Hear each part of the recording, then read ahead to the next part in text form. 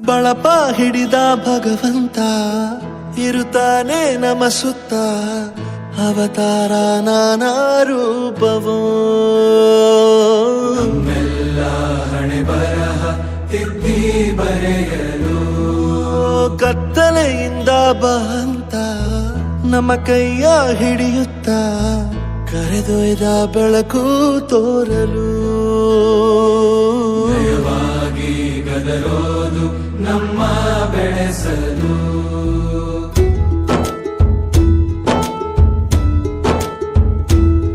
ಭಾಷೆ ಅಮೃತ ಕುಡಿಸೋ ತಾಯಾಗಿ ಭಾಷೆ ಅಮೃತ ಕುಡಿಸೋ ತಾಯಾಗಿ ಭವಿಷ್ಯ ಬರೆವಂತ